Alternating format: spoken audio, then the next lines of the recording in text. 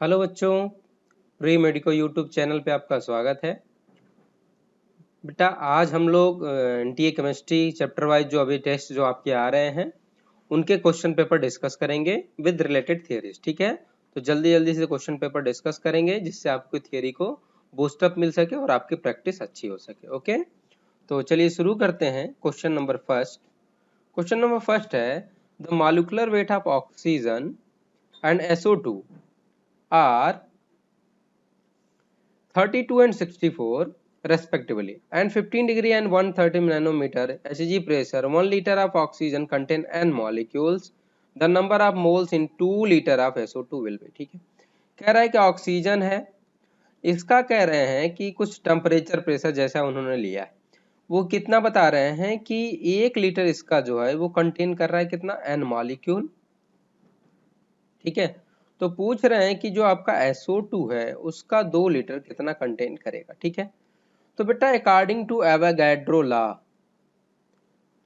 Law के according अगर temperature और प्रेशर सेम रखा जाए तो जो गैस के वॉल्यूम होते हैं उसमें जो आपके नंबर ऑफ मॉलिक्यूल होते हैं उनकी वैल्यूज बराबर होती है। ठीक है, मतलब अगर 1 लीटर आप में मतलब 1 लीटर ऑक्सीजन में अगर n मॉलिक्यूल पाए जाएंगे तो 1 लीटर अगर हम SO2 लेंगे तो उसमें भी n मॉलिक्यूल पाए जाएंगे। ठीक है, अकॉर्डिंग टू एवोगैड्रो लॉ। ठीक है, n मॉलिक्यूल अगर पाए जा रहे हैं 1 लीटर ऑक्सीजन में और अगर आप सेम टेम्परेचर प्रेशर रख रहे हो तो दूसरी गैस जो भी होगी उसके भी 1 लीटर में n मॉलिक्यूल मिलेंगे। लेकिन आपसे क्वेश्चन क्या पूछ रहे हैं कि 2 लीटर में कितना होगा, तो 1 लीटर में n है तो 2 लीटर में कितना होगा 2n मॉलिक्यूल। ओके, तो हमारा आंसर कौन सा होगा, D 2n is the correct answer. Okay, next question है The number of atom in 0.1 mole of try atomic gas. ठीक है, हमें क्या चाहिए, नंबर ऑफ एटम चाहिए, मोल दिया है तो नंबर ऑफ एटम कैसे निकालेंगे,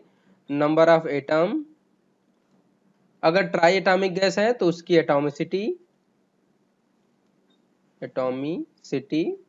मल्टीप्लाई मोल मल्टीप्लाई एवोगैड्रो नंबर। ठीक है, तो ट्राई एटॉमिक गैस है तो उसकी एटॉमिसिटी कितनी होगी, 3 होगी, मोल कितना है 0.1 और ये कितना है 6.02 into 10 to the power 23 Avogadro number. ठीक है, तो सॉल्व करोगे तो वैल्यू आएगी 1.806 into 10 to the power 23 molecules जो होंगे, सॉरी एटम्स, मॉलिक्यूल नहीं एटम्स, इतने एटम्स जो होंगे इस गैस में पाए जाएंगे।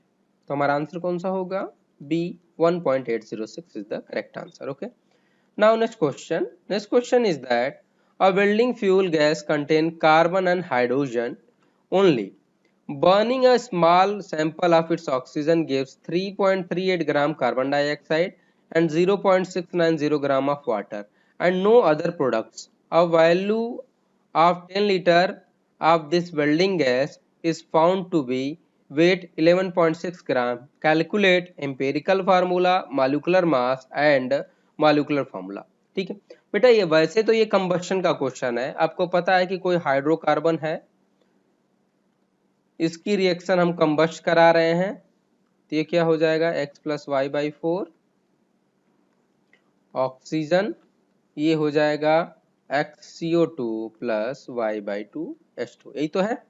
अब देखो इसमें जो मेन है कैच पॉइंट वो क्या है, देखो कैच पॉइंट है कि आप यहां से सॉल्व करोगे, वेट दिया है तो यहां से मोल निकालोगे, मोल निकालने के बाद क्या करोगे कि आप उसका पहले निकालोगे कि इसका मोलर मास कितना आ रहा है गैस का, फिर उसका एम्पेरिकल मास निकाल के आप मोलर मास निकालोगे।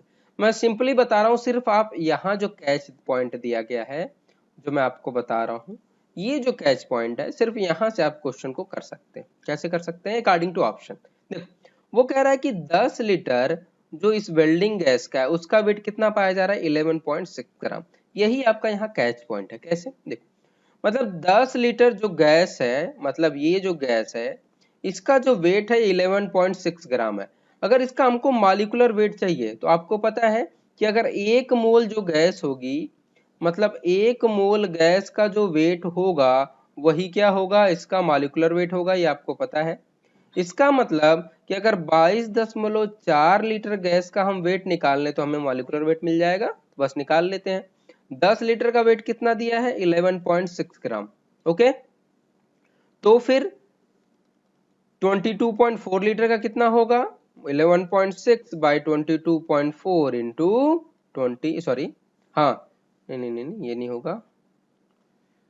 देखो यहाँ पे मैं सॉल्व कर रहा हूँ आपको कि आपका 10 लीटर गैस थी, उसका वेट था कितना 11.6 ग्राम। ओके, हमें कितना चाहिए 22.4 लीटर का, तो क्या करेंगे ये हो जाएगा 11.6 बाई 10 इंटू 22.4। ठीक है, सॉल्व करेंगे तो वैल्यू आएगी 25.98 समथिंग। ठीक है, या इसको अप्रॉक्स हम 26 ले सकते हैं। तो ये जो गैस है उसका जो मॉलिक्यूलर वेट आया वो कितना आया 26। तो आंसर क्या होगा इसका, मॉलिक्यूलर वेट आ गया कितना 26। ठीक है, अब 26 मॉलिक्यूलर वेट आ गया, ऑप्शन एक ही सही है तो ये तो सही हो गया। अब चेक कर लेते हैं, जैसे इसका देखो C2H2 का क्या हो गया, मॉलिक्यूलर फार्मूला तो यही होगा, इसका वेट निकालोगे आप 26 आ जाएगा। इंपेरिकल फार्मूला सिंपलेस्ट फार्मूला होता है, क्या करेंगे CH हो जाएगा तो ये हो जाएगा। तो इस कैच पॉइंट से इस क्वेश्चन को आप कर सकते हैं। ओके, नेक्स्ट क्वेश्चन है the density of 2.0 molar solution. ये कोई सोल्यूशन है जिसका मोलरिटी दी गई है और उसकी डेंसिटी दी गई है, और आपसे क्या पूछ रहे हैं मोलैलिटी। ओके, ये क्वेश्चन है। सीधा सीधा एक फॉर्मूला है बेटा, इसको आप रिमाइंड कर लो। डेंसिटी इक्वल टू होता है, ये डेंसिटी किसमें होगी ग्राम पर ml में। ठीक है, ये ध्यान रखना। ये होगा मोलैरिटी ब्रैकेट में 1 मोलैलिटी प्लस ये हो जाएगा molecular weight of solute upon 1000। ठीक है, ये फार्मूला आप याद कर लो, बहुत ही आसानी से ये क्वेश्चन आपके हो जाएंगे, और ये इंपॉर्टेंट फार्मूला है। ठीक है, ये इंपॉर्टेंट फार्मूला है, ये बात आप याद कर लो, कोई कॉन्सेप्ट लगाने की कोई जरूरत नहीं है, सीधा सीधा क्वेश्चन हो जाएगा। कैसे, डेंसिटी की वैल्यू रखिए कितनी है 1.02, ये कितना है मोलरिटी 2.05, हमें क्या चाहिए ये मॉलिक्यूलर वेट ऑफ सॉल्यूट क्या है, इसमें सॉल्यूट है एसिटिक एसिड। एसिटिक एसिड का मॉलिक्यूलर वेट कितना होता है, इसका मॉलिक्यूलर वेट आप निकालोगे तो वो होगा 60। ठीक है, तो ये हो जाएगा 60 अपॉन 1000। ओके, सॉल्व करते हैं तो ये इधर आ जाएगा 1.02 बाई 2.05, ये हो जाएगा 1 अपॉन मोलैलिटी प्लस ये हो जाएगा 6 बाई 100। ओके, और एक एक जीरो कैंसिल आउट हो गया। अब करते हैं तो ये लगभग 1/2 टाइम्स जाएगा, तो 1 अपॉन मोलैलिटी इक्वल टू हो जाएगा 1/2 माइनस 6/100। क्यों, क्योंकि ये इधर जाएगा तो ऐसा होगा।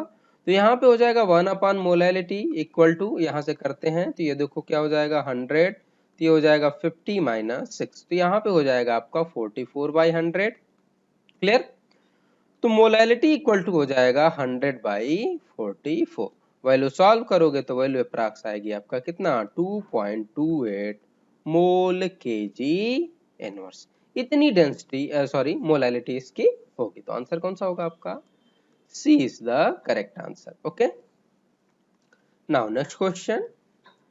नेक्स्ट क्वेश्चन इज कह रहा है कि एक सैंपल है 6.2 ग्राम का, जिसमें आपका सोडियम कार्बोनेट है, सॉरी हाँ सोडियम कार्बोनेट बाइकार्बोनेट है और नॉन वोलेटाइल इनर्ट इम्प्योरिटी है। ठीक है, अब वो कह रहा है कि जनरली हीट करने पे 5% इसका वेट लूज हो रहा है due to according to this equation. ठीक है, अब कह रहा है जो बचा है रेसिड्यूज उसको हमने क्या किया 100 ml सोल्यूशन में घोल दिया, और जब इसका 10 ml लिया पोर्शन हमने, तो उसमें क्या था कि 7.5 ml हमें 2 मोलर एक्वस सोल्यूशन का BaCl2 यूज हो रहा है। तो पूछ रहे हैं कि बताइए सोडियम कार्बोनेट का कितना वेट इस सैंपल में है। ठीक है, चलिए करते हैं। सबसे पहले बात कर लें कि पहले सैंपल है आपका। ठीक है, सैंपल में क्या है ये सारी चीजें आपको पता है, सोडियम कार्बोनेट है, सोडियम बाइकार्बोनेट है, और आपका है और है आपका बेटा इम्प्योरिटीज। ठीक है, नॉन वोलेटाइल इम्प्योरिटी। ओके, तो देखो सबसे पहले हम इक्वेशन की बात करें तो ये हो गया 2NaHCO3, ये डिसॉल्व होगा तो ये बनाएगा sodium carbonate plus H2O plus CO2, यही तो बनाएगा। ठीक, अब देखो पहले तो हम देख लें कि ये बताओ वेट लॉस हो रहा है कितना हो रहा है। ठीक है, अगर देखो ये 5% बोल रहे हैं वेट लॉस हो रहा है, इसका मतलब कि अगर जो देखो पहले अगर इसको आप सैंपल को हीट करोगे तो केवल यही ब्रेक होगा, ये तो ब्रेक होगा नहीं, और इम्प्योरिटीज तो वोलेटाइल है नहीं तो वो ब्रेक होंगे नहीं, तो केवल यही कन्वर्ट होगा। लेकिन इसके कन्वर्ट होने से कितना परसेंटेज वेट में कमी आ रही है वो आपका दिया गया। तो जब ये सोडियम बाइकार्बोनेट जब कार्बोनेट और वाटर कार्बन डाइऑक्साइड में कन्वर्ट होता है तो इसका 5% वेट लॉस होता है। ठीक है, तो सबसे पहले हम देख ले रहे हैं कि अगर दो मॉलिक्यूल सोडियम कार्बोनेट के जब हीट करते हैं तो कितना वेट लॉस होता है। ठीक है, तो देखो अगर इसका मॉलिक्यूलर वेट निकालोगे तो वो कितना हो जाएगा बेटा 84। ठीक है, अब देखो सोडियम बाइकार्बोनेट कार्बोनेट में कन्वर्ट हो रहा है, लॉस कितने का हो रहा है, एक मॉलिक्यूल वाटर का और ये कार्बन डाइऑक्साइड का, तो 44। ठीक है, तो अब देखो पर मॉलिक्यूल अगर हम ये कहें कि पर मोल, अगर पर मोल हम बात करें सोडियम कार्बोनेट का तो देखो कितने का लॉस हो रहा है 31 ग्राम, सॉरी 31 का, ग्राम नहीं यहाँ पे यूज करेंगे, 31 का लॉस हो रहा है। ठीक, कैसे देखो 84 ग्राम का मतलब कितना हो गया 1 मोल, और ये कितना हो गया, इन दोनों को अगर आप ऐड करेंगे तो ये आ जाएगा कितना 62। ठीक है, क्लियर, मतलब कि अगर 2 इंटू 84 से हमें कितना मिल रहा है, मतलब 2 मोल से हमें मिल रहा है 62 का लॉस हो रहा है मॉलिक्यूलर वेट में, तो पर मोल कितना आएगा 31 का लॉस होगा। ठीक है, क्लियर, समझ में आ गया। अब बात कर रहे हैं इसमें, इस सैंपल में अगर हम बात करें तो यहाँ देखो 5% वेट लॉस हो रहा है, मतलब 5% वेट लॉस जो हो रहा है, मतलब ये जो वैल्यू है कितनी दी गई है 5%, किसका 6.2 का, तो 6.2 का अगर आप 5% निकालेंगे तो वो वैल्यू आएगी कितना 0.31। ठीक है, इतना आएगा। क्लियर, अब देखो ये 0.31 आया आपका, अब 0.31 आ गया तो इससे आप डिसाइड कर लोगे कि उसमें कितना मोल है। अगर ये 0.31 है मतलब एक मोल से अगर आपका लॉस हो रहा है 31 का, तो 0.31 मोल के लिए कितने का लॉस होगा 0.01 का, मतलब ये जो सैंपल है इसमें जो कार्बोनेट है वो कितना है 0.01 मोल। ठीक है, अब 0.01 मोल ये है कार्बोनेट, इसका 2 मोल यूज करने के बाद हमें सोडियम कार्बोनेट मिल रहा है, तो इसका 0.01 जो मोल है, मतलब यहाँ सैंपल में जो हमने कार्बोनेट लिया वो कितना है 0.01 मोल। अब ये 0.01 मोल है तो ये कन्वर्ट होगा कार्बोनेट में तो कितना बनाएगा 0.05 मोल कार्बोनेट, क्योंकि देखो 2 मोल इसके मिलके 1 मोल बना रहे हैं, तो 0.1 मोल मिलके कितना बनाएंगे 0.05 मोल कार्बोनेट यहाँ से मिलेगा। ठीक है, अब देखो नेक्स्ट जो क्वेश्चन है पॉइंट में वो आपसे ये कह रहा है कि ये जो कार्बोनेट बना और जो सैंपल का कार्बोनेट है, दोनों कार्बोनेटों को हमें न्यूट्रलाइज करने के लिए 7.5 ml 0.2 molar aqueous solution BaCl2 का यूज करना पड़ रहा है। ठीक है, तो पहले देख लेते हैं कि कितने मोल जो है सोडियम बाइकार्बोनेट के इससे न्यूट्रलाइज होगा। तो इसके मोल निकालने के लिए क्या करोगे, इसका होगा 7.5 इंटू 0.2, तो ये कितना हो जाएगा मिली मोल, तो ये हो जाएगा आपका ये हो जाएगा 15। ओके, ये आपका 15 हो जाएगा, सॉरी 15 नहीं 1.5 हो जाएगा। ठीक है, 1.5 मोल जो होंगे, सॉरी ऐसे नहीं, इसको आप ऐसे करते हो, हम ये कहेंगे कि जो ग्राम इक्विवेलेंट है आपका BaCl2 का वो इक्वेट हो जाएगा gram equivalent of sodium bicarbonate. ठीक है, तो ग्राम इक्विवेलेंट इसका निकालेंगे, ये हो जाएगा 7.5 बाई 1000 इंटू 0.2, और इसका जो बैलेंसी फैक्टर होगा वो भी 2 होगा। क्यों, क्योंकि देखो जो BaCl2 है वो 2 चार्ज का डिस्ट्रीब्यूट करेगा, इस वजह से इसका बैलेंसी फैक्टर 2 होगा। यहाँ पे भी बैलेंसी फैक्टर 2, हमें क्या चाहिए मोल, तो n इंटू बैलेंसी फैक्टर क्या होता है ग्राम इक्विवेलेंट होता है। ठीक है, तो यहाँ से जो मोल्स की वैल्यू आ जाएगी, अगर इसको सॉल्व करोगे तो वैल्यू आ जाएगी 0.015। क्लियर, तो 0.015 मोल को ये न्यूट्रलाइज कर रहा है। ठीक है, करके देख लो आप, अरे ये 2 से 2 कैंसिल आउट हो जाएगा, ये 0.15 आ जाएगा, तो 1000 में 0.05 मोल आपको मिल जाएगा। मतलब इतना मोल जो है सोडियम कार्बोनेट का वो इससे न्यूट्रलाइज हो रहा है, किससे 7.5 मोल 0.2 molar aqueous solution of BaCl2 से। ठीक है, अब देखो इसमें जो 0.015 है, इसमें से 0.05 मोल तो किससे मिल रहा है आपका, जो ये सोडियम बाइकार्बोनेट कन्वर्ट हो रहा है इसमें। ओके, तो बाकी बचा कहां से आया, बाकी जो बचा वो सैंपल से आया, तो सैंपल में जो बाइकार्बोनेट है वो कितना होगा, रिक्वायर्ड बाइकार्बोनेट 0.015 माइनस 0.05, तो ओवरऑल कितना हो जाएगा 0.01 मोल जो है वो सैंपल में आपको चाहिए, ठीक है। इतना मोल जो है वो सैंपल में मौजूद है। तो वेट कितना होगा, सीधा सीधा अगर आपको वेट चाहिए तो मोल इनटू मॉलिक्यूलर वेट कितना होता है 106, तो ये जाएगा 1.06 ग्राम। इतना ग्राम जो होगा वो सैंपल में सोडियम कार्बोनेट का होगा। तो आंसर कौन सा होगा, बी।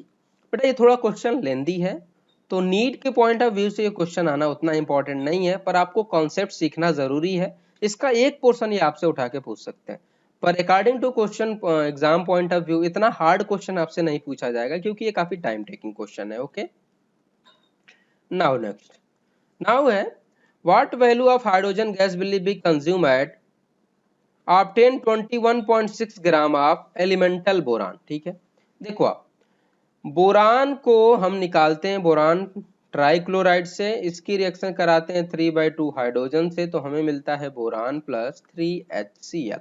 ओके, ये हमारी रिएक्शन है। अब देखो आप यहां से अगर हम देखें तो एक मोल बोरान को हमें प्राप्त करने के लिए 3/2 हाइड्रोजन गैस की जरूरत पड़ रही है। क्लियर, मतलब एक मोल का मतलब 10.8 ग्राम हमें बोरान प्राप्त करने के लिए, ऑब्टेन करने के लिए 3/2 मोल, अगर लीटर की बात करें तो ये हो जाएगा 22.4 लीटर हाइड्रोजन गैस की जरूरत पड़ रही है। कैसे, अरे ये मोल है, इसको लीटर में बदलना है तो क्या करते हैं 22.4 लीटर से मल्टीप्लाई कर देंगे।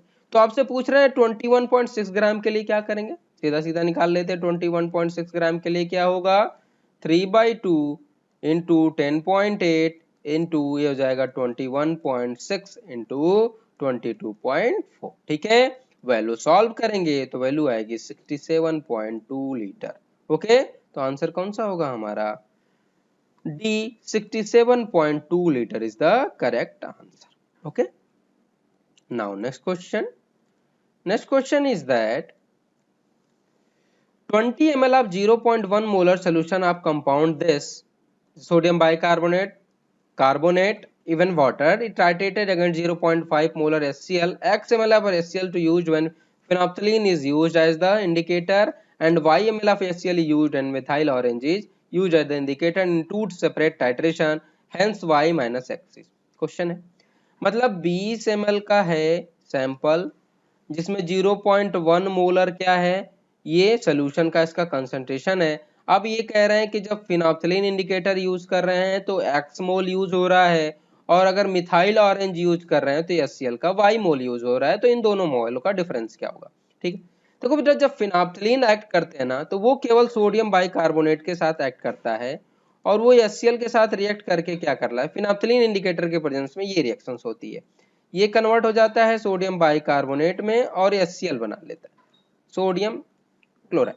क्लियर, ये बन जाता है। अब देखो अगर हम बात करें तो इसका देख लेते हैं कि इसका जो मिली इक्विवेलेंट होगा, मिली इक्विवेलेंट ऑफ बाइकार्बोनेट, ये बराबर होगा milliequivalent of sodium bicarbonate, इसके HCl के milliequivalent of bicarbonate is used in the milliequivalent of NaCl, sorry HCl। देखते हैं तो ये हो जाएगा 2 गुणे 1, इसका बैलेंसी फैक्टर कितना होगा, देखो बैलेंसी फैक्टर क्या होगा, एक ही मतलब यहाँ पे एक ही हाइड्रोजन रिप्लेस हो रहा है तो 1 होगा, यहाँ पे इसका बैलेंसी फैक्टर 1, मोल कितना होगा x, तो x की वैल्यू कितनी आ जाएगी, सॉरी यहाँ पे देखो आप एक क्वेश्चन यहाँ, हाँ कितना 0.05 ना, तो इसकी मोलारिटी कितनी है 0.05। ठीक है, इसको सॉल्व करोगे तो x की वैल्यू आपकी आ जाएगी 40, तो यहाँ पे होगा आपका 40 ml x की जरूरत पड़ेगी। मतलब जब आप फिनोल्फथालीन इंडिकेटर यूज करते हैं तो ये केवल बाई कार्बोनेट सॉरी कार्बोनेट को इंडिकेटर को शो करता है और ये रिएक्शन होती है, तो यहाँ x की वैल्यू हो गई वो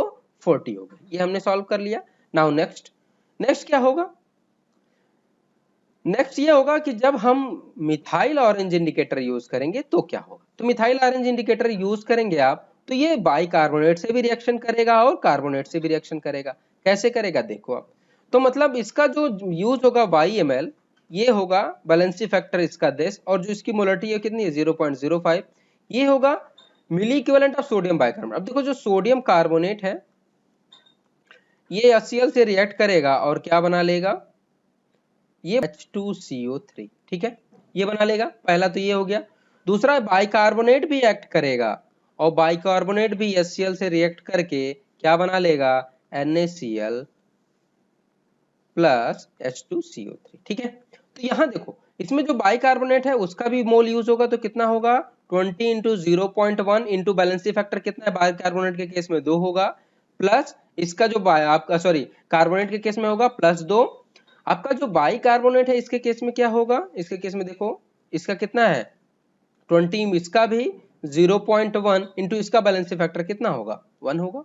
क्लियर करते हैं, तो ये देखो y कितना हो जाएगा आपका, ये हो जाएगा 20 इंटू 2 कितना हो जाएगा आपका 4 प्लस ये हो जाएगा आपका 2। ठीक है, तो कितना हो जाएगा, ये हो जाएगा 8। क्लियर,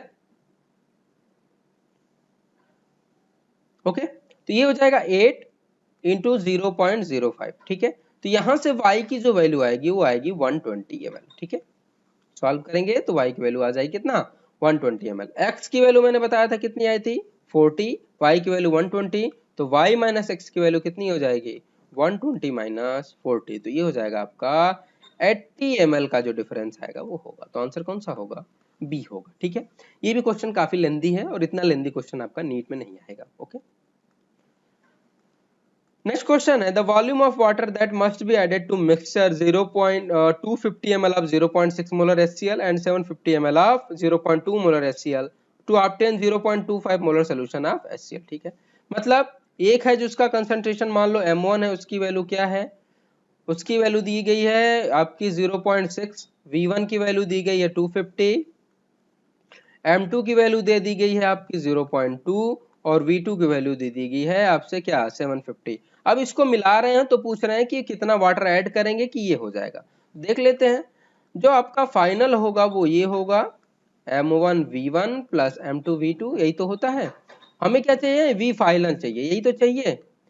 अब ये M1 की वैल्यू कितनी है 0.6 इंटू 250 प्लस ये हो जाएगा 750 इंटू 0.2 अपान और ये कितना है 0.25। ठीक है, यहां से जब सॉल्व करेंगे तो वैल्यू कितनी आएगी, जो आपका फाइनल आएगा वो वॉल्यूम वो आएगा 1200 ml। ठीक है, 1200 ml आ गया, मतलब जो फाइनल वॉल्यूम है वो 1200 ml का होना चाहिए। लेकिन इन दोनों के वॉल्यूम को देखो V1 प्लस V2 को ऐड करेंगे तो 1000 ml ही मिलेगा, तो मतलब 1200 ml के लिए क्या चाहिए, तो जो एडेड वाटर वॉल्यूम होगा, एडेड वाटर वॉल्यूम वो हो गया फाइनल वॉल्यूम माइनस इसका V1 प्लस V2 वाला वॉल्यूम। ठीक है, तो ये कितना हो जाएगा 1200 माइनस 1000, तो ये हो जाएगा आपका 200 ml आपको वाटर का ऐड करना पड़ेगा, जिसके वजह से आप ये कंसंट्रेशन आप ऑब्टेन कर पाएंगे। Okay, next question, next question है the number of atom of helium in 100 U of helium is. ठीक है, कह रहे हैं 100 U ऑफ हीलियम में कितने हीलियम के एटम होंगे। ठीक है, तो देखो 4U जो होता है एटॉमिक मास यूनिट होता है, 4U से एक हीलियम एटम बनता है, तो 100 से कितना होगा 100U से कितना होगा, ये हो जाएगा आपका 4 बाई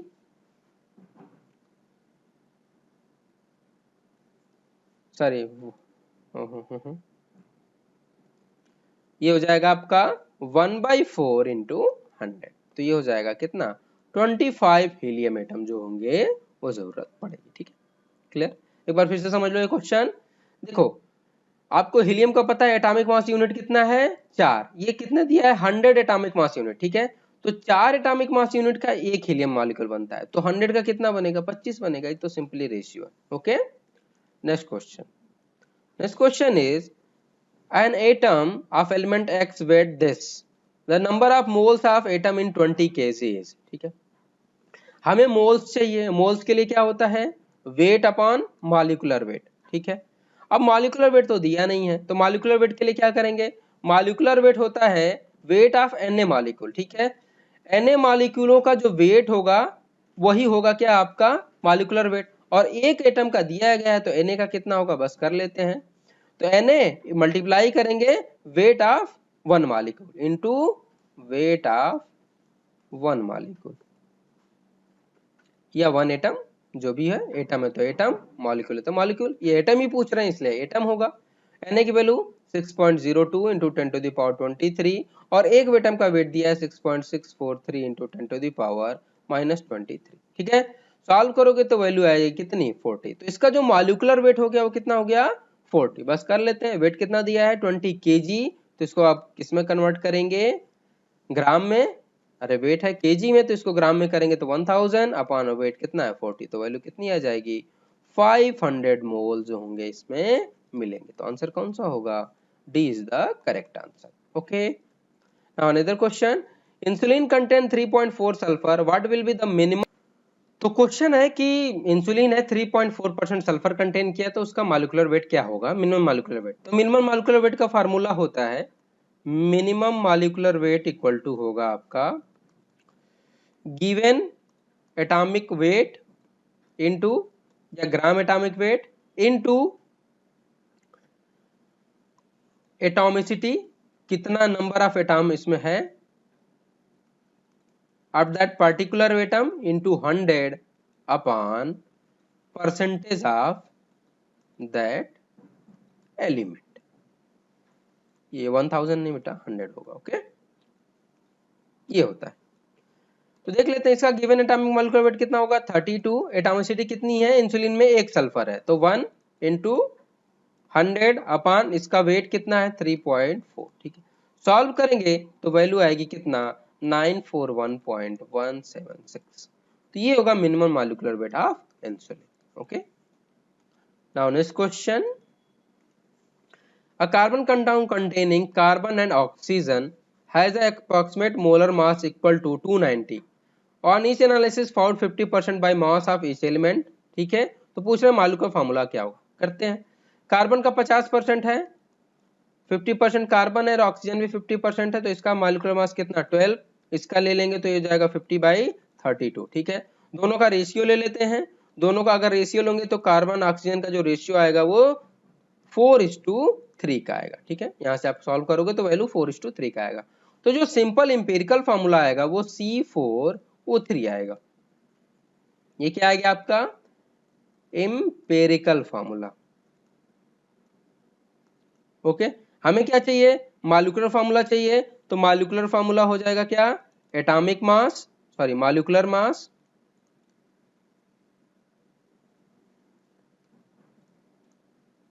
अपॉन क्या हो जाएगा, ये हो जाएगा मॉलिक्यूलर मास अपॉन ये आ जाएगा आपका क्या बेटा मॉलिक्यूलर मास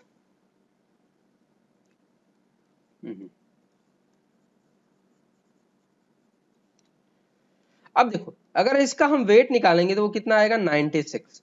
तो जो इंपेरिकल फार्मूला का वेट आया वो कितना 96, लेकिन जो मॉलिक्यूलर फार्मूला है वो कितना 290 है। तो देखो यहाँ 96 मान लेते हैं इसका n मॉलिक्यूल यूज हो रहे हैं, तो 96 n इक्वल टू कितना होगा 290। तो यहाँ से जो n की वैल्यू आएगी वो कितनी हो जाएगी 290/96। ठीक है, वैल्यू सॉल्व करेंगे तो वैल्यू कितनी आ जाएगी 3। क्लियर, 3 नहीं बेटा हाँ 3 आ जाएगी। ओके, ये वैल्यू 3 आएगी। अब बस ये वैल्यू पुट आउट कर लेते हैं, तो इसमें क्या हो जाएगा, ये हो जाएगा C12O9। क्लियर, तो आंसर कौन सा होगा आपका ए, C12O9 is the correct answer. Okay, now another question, a normal butane is prepared by monobromination of ethane followed by Wood's reaction.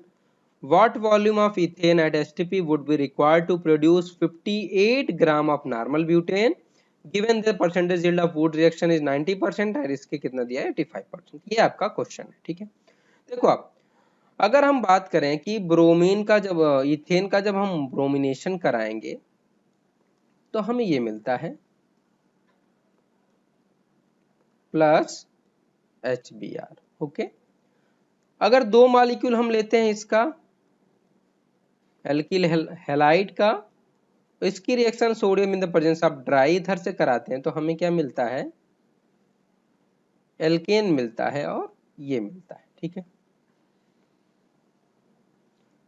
2NaBr। अब देखो आप ये कह रहे हैं कि हमको ये चाहिए 58 ग्राम। 58 ग्राम का मतलब कितना चाहिए 1 मोल चाहिए, और 1 मोल के लिए हमें कितना फिर जरूरत पड़ेगी 2 मोल इसकी। ठीक है, हमें क्या मिलता है इसका 2 मोल चाहिए। ठीक है। लेकिन अब इसका 1 मोल बनाने के लिए इसकी एफिशिएंसी अगर 90% है, उस केस में रिक्वायर्ड मोल कितने होंगे?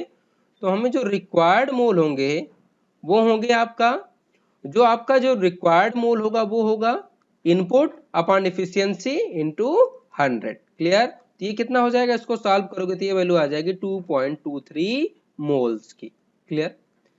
मतलब 2.23 मोल्स रहेगा किसका? C2H5Br का, तभी हमें 1 ग्राम ये मिलेगा, मतलब 1 मोल हमें ब्यूटेन मिलेगा।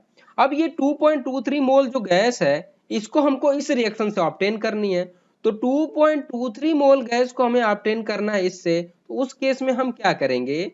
तो उस केस में बेटा ये करेंगे, आप देखो हमें कितनी चाहिए? 2.23 मोल ऑफ दिस C2H5Br और एफिशिएंसी कितनी है? 85%। तो उस केस में जो रिक्वायर्ड मोल होगा ये वैल्यू आएगी 2.62। ओके, अब इतने मोल की जरूरत पड़ेगी किसकी? C2H6 की। ठीक है, अब बस अब C2H6 का निकाल लेते, तो वॉल्यूम कितनी पड़ेगी?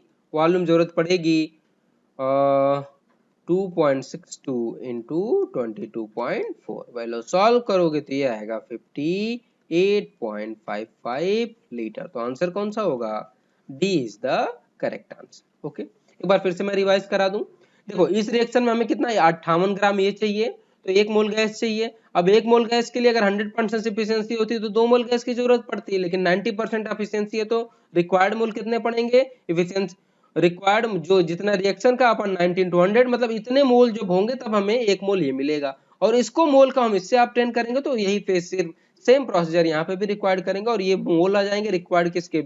आपके इथेन के, और फिर उसका हमने क्या कन्वर्ट कर लिया उसको लीटर में। ठीक है, now next question. 25 ml of solution of barium hydroxide at titration with 0.1 molar solution of hydrochloric acid gave a titrated volume of 35 ml. The molarity of barium hydroxide is, आपको पता है इसमें जो होगा milliequivalent of barium hydroxide equal to होगा milliequivalent of HCl के।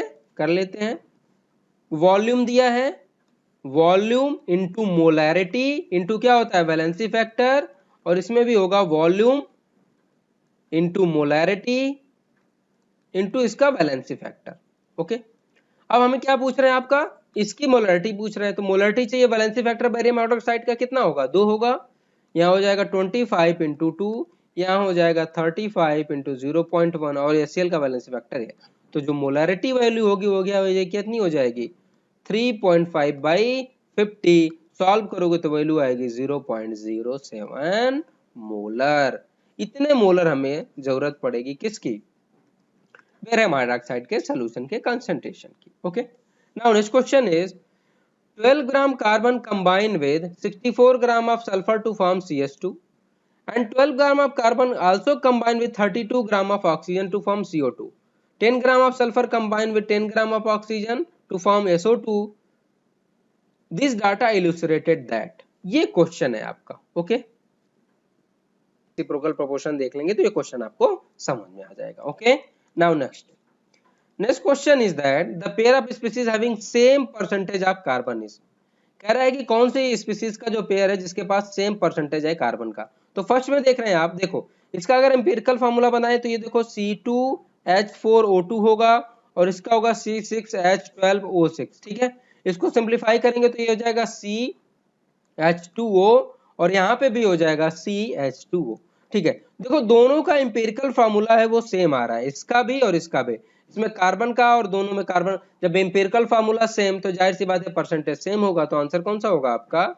ए is the correct answer. Okay, now next question is a mixture of 5.4 gram of aluminium, 1.2 gram of magnesium and 4.6 gram of C2H5OH। The ratio of their mole is, बस molar ratio निकालना है।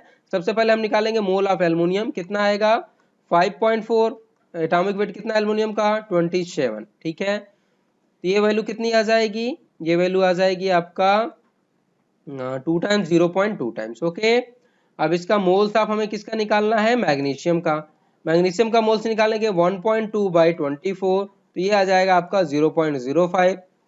Moles of C2H5OH का निकालना है हमें, इस case में इसका वेट कितना है? 4.6, इसका मॉलिक्यूलर वेट अगर निकालोगे तो ये आ जाएगा कितना 46। ओके, सॉल्व करोगे तो ये आ जाएगा आपका कितना 0.1।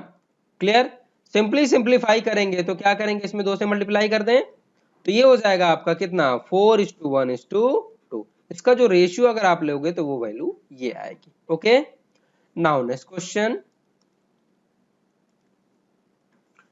3 point into 10 to the atoms of an element weight 11.1 gram. The atomic mass of the element is, आपको पता है जो एटॉमिक मास होता है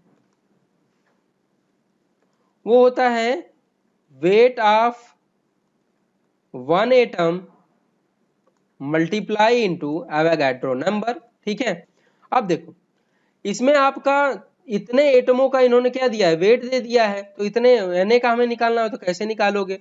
देखो आप 3.011 इंटू 10 टू दी पावर 22 का जो वेट है वो कितना है 1.15 ग्राम, तो एक का कितना होगा 1.15 into 10 to the power 22 into 3.011। Clear, तो बस निकाल लेते हैं। एक एटम का वेट हमें मिल गया 1.15 अपॉन, अरे यार क्या कर रहा हूं मैं हड़बड़ी में कर रहा हूं। अब देखो एटॉमिक मास इक्वल टू होता है weight of one atom multiply Avogadro number. ठीक है, अब देखो एक एटम का वेट निकालना है, आपको क्वेश्चन में दिया गया है कि 3.001 into 10 to the power 22 atoms का जो वेट है वो कितना है 1.15 ग्राम, तो एक एटम का वेट कितना होगा, ये हो जाएगा 1.15 upon 3.011 into 10 to the power 22 gram. Clear, अब हमें एक एटम का वेट मिल गया है, हम वही रख लेंगे, तो ये हो जाएगा 1/1.5 3.011 इंटू 10 टू दी पावर 22 और ये Avogadro number 6.02 into 10 to the power 23। ठीक है, वैल्यू सॉल्व करेंगे तो वैल्यू आएगी कितना 23, तो इसका जो मॉलिक्यूलर वेट होता है वो कितना होगा 23 होगा। Okay, now next question. The moles of number of moles of 11.2 litre of CO2 is, मोल चाहिए, वॉल्यूम दिया है, क्या करेंगे 22.4 लीटर से डिवाइड कर देंगे, ये कितना 11.2 डिवाइड कर दो 22.4 से, वैल्यू आ जाएगी कितना 0.5 मोल। तो आंसर कौन सा होगा, A is the right answer. Now next question. SOCl2 react with water to give mixture of H2SO4 and HCl. What volume of 0.2 molar BaOH is needed to completely neutralize 25 ml of 0.2 molar SO2Cl2 solution? देखो SO2Cl2 solution को जब हम break करेंगे, sorry जब water से reaction कराएंगे तो ये कन्वर्ट हो जाता है आपका HCl और H2SO4 में। ठीक है, अब देखो अब ये कह रहे हैं कि अगर इन दोनों को न्यूट्रलाइज करना है, इन दोनों एसिडों को, तो हम यूज करते हैं क्या बेरियम हाइड्रोक्साइड। तो पूछ रहे हैं कि अगर हमने इसका कंसंट्रेशन 25 ml और 0.2 मोलर ले लिया तो बताओ कि कितने BOH की जरूरत पड़ेगी कितने ml की, अगर उसका जो कंसंट्रेशन है वो कितना है 0.2 मोलर है। ये क्वेश्चन है, करते हैं। देखो अगर इसका हम ले लें मिली इक्विवेलेंट, तो इसका जो मिली इक्विवेलेंट होगा वो इनके भी मिली इक्विवेलेंट हमें मिल जाएंगे। तो ये देखो अगर इसका मिली इक्विवेलेंट निकालेंगे तो ये कितना आएगा 0.05 मिली इक्विवेलेंट। ठीक है, इतने मिली इक्विवेलेंट इसके हैं तो जाहिर सी बात है HCl का कितना मिलेगा 10 मिली इक्विवेलेंट और इसका कितना मिलेगा 0.05 मिली इक्विवेलेंट। सॉरी ये 5 होगा, नॉट,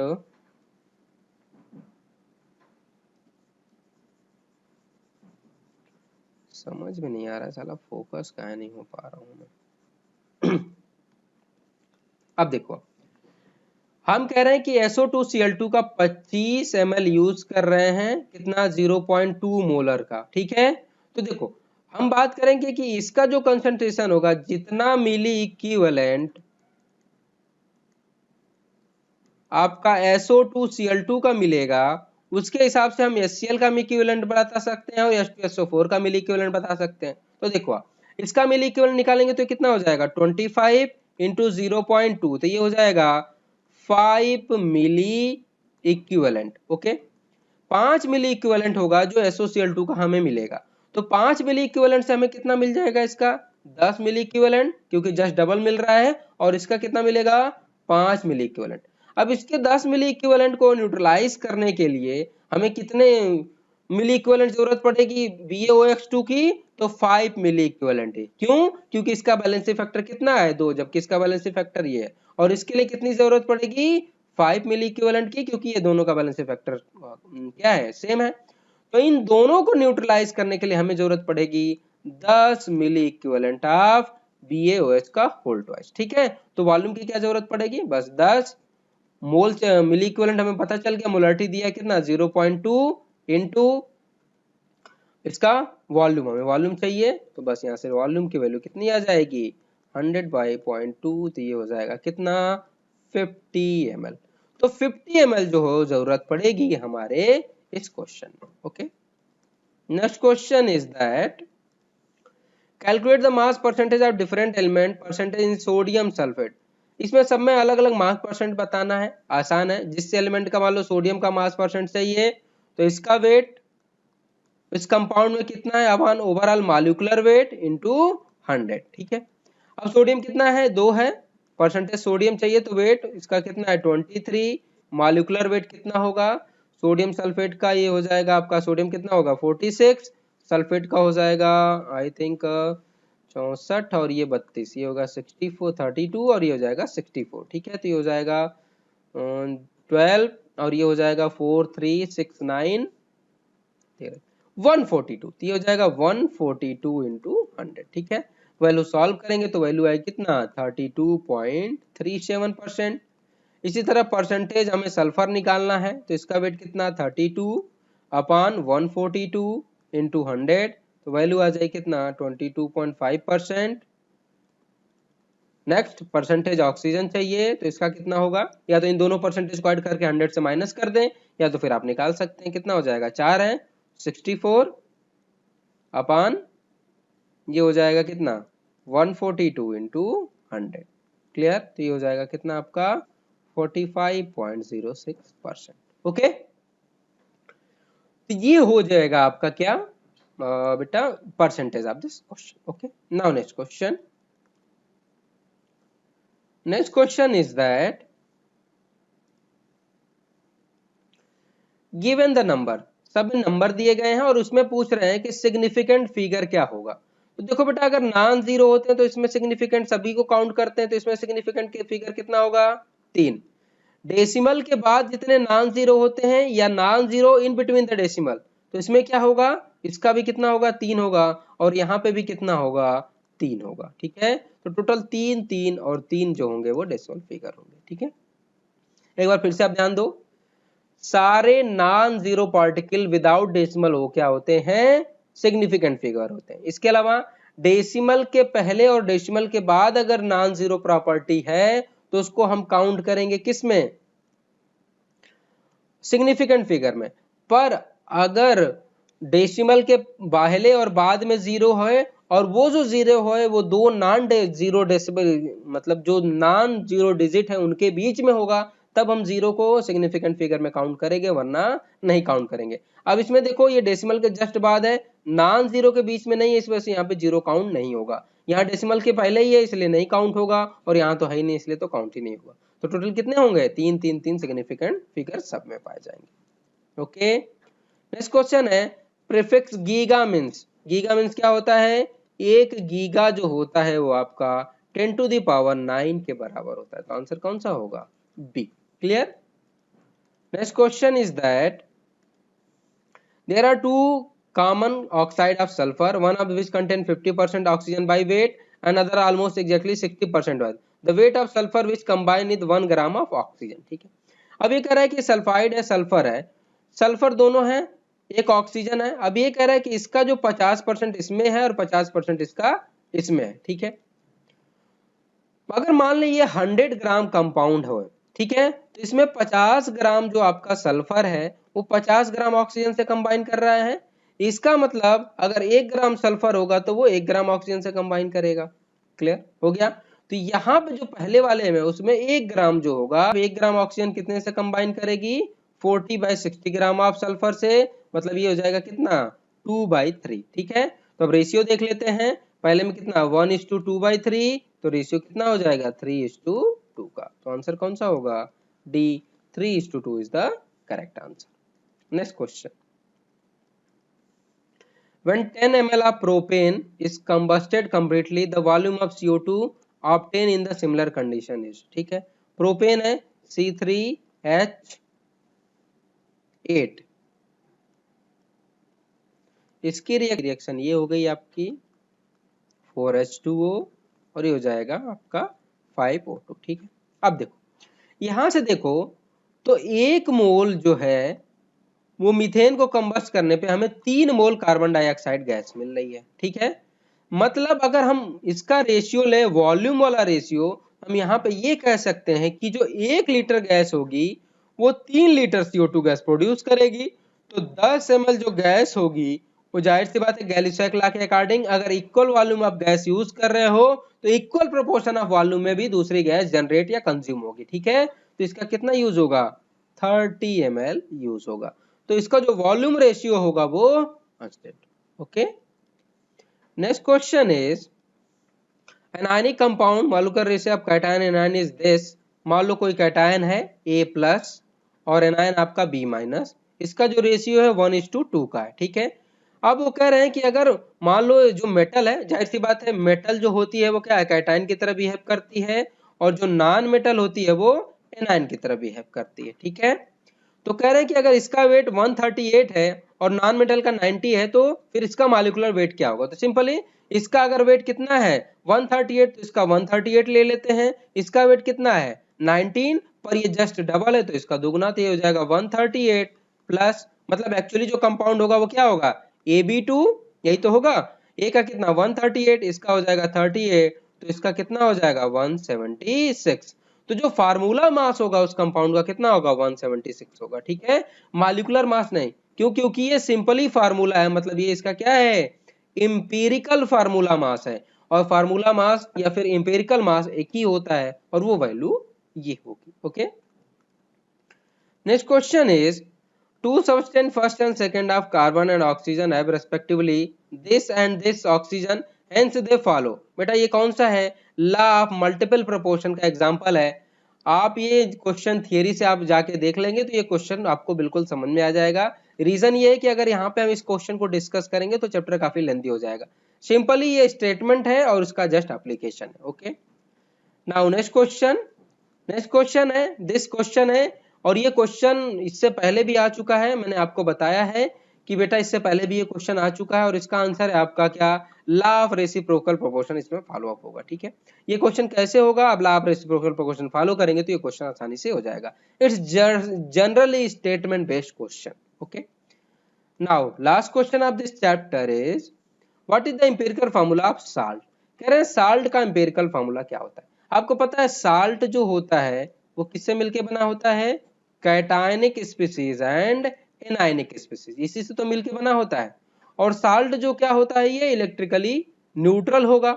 तो चेक कर लेते हैं, जो इलेक्ट्रिकली न्यूट्रल होगा वही साल्ट होगा। अब देखो इसमें देखो कौन कैटायन है, K+ एल्युमिनियम +3 और यहाँ पे आपका SO2O7 है कितना -2, S2O7 -2, ठीक है। देखते हैं इसमें हो जाएगा 2+ का और ये हो जाएगा 5+ का हो गया SO2 -2 का, तो क्या ये होगा, नहीं, गलत, ठीक है। ये इलेक्ट्रिकली